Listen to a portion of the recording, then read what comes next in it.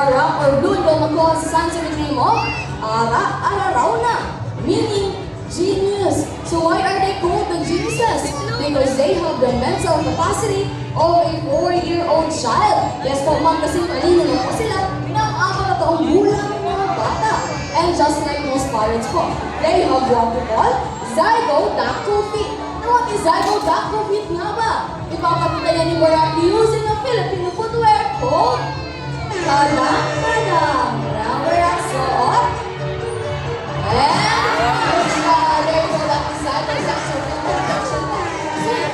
So di ba, allowing them to grab items so much and boy, kaliwa, kanan, and baba. Good job. At dahil dyan, may high five ka kay Kuya Cyril. Ayun. And syempre guys, Barak ay napaka-sweet din. Barak, can you give Kuya Cyril a kiss? Kiss Kuya Cyril daw, Kiss Kuya Cyril. Sa kabilang kiss niya, pagka Kuya mo kayo nabitin si Barak.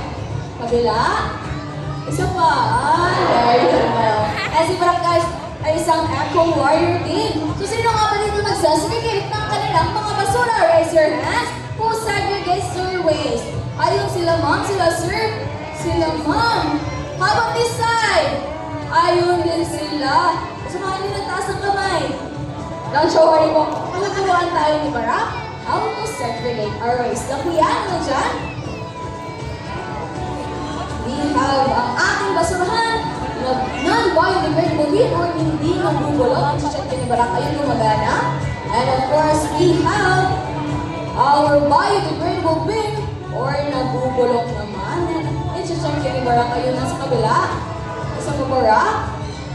Ayun ang mukhang gumagana kuya. At mukhang ready na si Barak. At that count of 3, lapag ang basura. 1, 2, 3, and go! Unang kinukuha ni Barak. Uy, wala man. Isa na lang. Another time. Ayan, ano?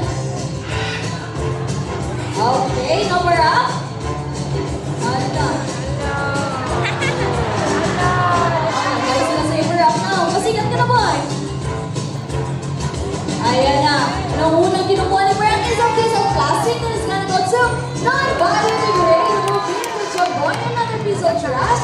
We have leaf or dahon, which is gonna go to biodegradable bin, another piece of trash. We have dahon ulit, which is again gonna go to ano ba yan? Alright, ulit Barak. One more time. Okay lang yan. Sige, isa pa. Nung unang, next kinukuha ni Barak, dahon, which is gonna go to biodegradable bin. Good job, Barak. Ayan, thank you so much, Barak, for helping our mother nature. Small mistakes is okay. Okay, once again, at dahil galing ko pong present si Barak, magpapaalam na po siya ng mga mami, sir, mga ati kuya. Wave bye-bye to Barak. Okay, wave bye-bye. Wave bye-bye. Now, Barak, you say bye-bye to everybody na. Bye-bye. Bye-bye, Barak. Bye-bye sa kanila. Hello. Ang ginagawa ko yun, Barak, ibig sabihin, he still wants to stage the show. However, we need to highlight our other animal ambassadors po. Once again, this is Barak, our Blue and Gold with Kuya Cyril. Thank you so much to the both of you.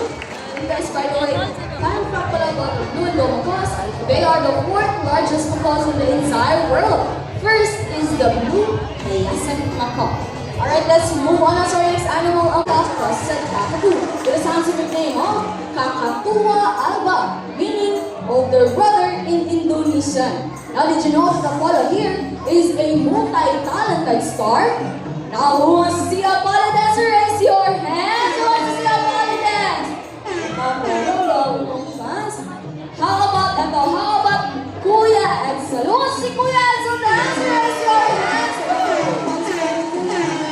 At dahil dyan, sino po yung dalawang kuya ha? Ready na kayo? Ang Kuya Kenji, hit it.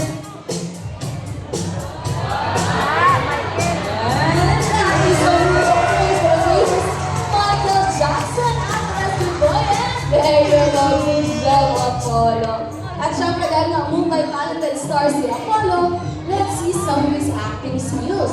Now, Apollo, what do you do if we see a predator na gagawin? Pag may agila, patay. That's their natural reaction po. Now, they're doing that below to fool their predators. So, nagpapakay-patay mo. So, ano naman tayo? Apollo, what do you do if we see a predator? Hala, patay. Grabe ka talaga, Apollo. Good job ka dyan, boy. Best actor ka talaga. At dahil artistahin ko si Apollo, interviewin natin si Apollo. Na, Apollo? Okay lang ba? Interview kita? Ayun. Na, Apollo, ha? Sumagot ka ng maayos, boy. Look at Kuya Ansel. Look at Kuya Gucci. Is he handsome? Is he good looking? Bagay ba si Kuya Apollo?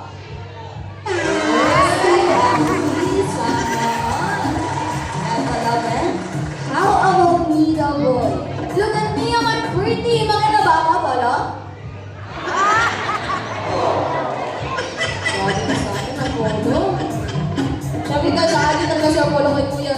Gucci dahil personal trainer niyo po si Kuya. Alright, now let's take it sa mga audience, Kuya.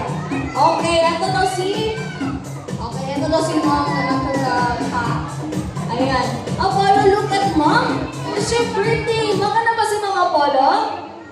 Apollo, Cruz. Siyempre, ang ganda nga naman yun. Alright, sa mga lalaki naman, dito naman tayo sa sala. Ayun daw si Sir, ayun tinuturo Apollo. Apollo, look at Sir. Is he good looking? Bagay ba si Sir Apollo?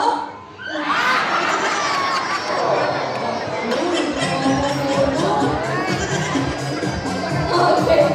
Alright, isa pa daw.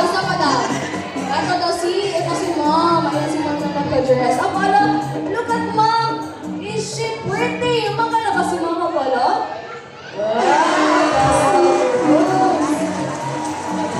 Apollo.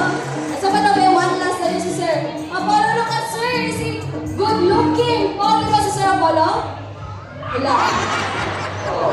Ang kalalaki lang. Okay, now, hindi natin dyan ang bolo, magnunong ka sa iba na ka.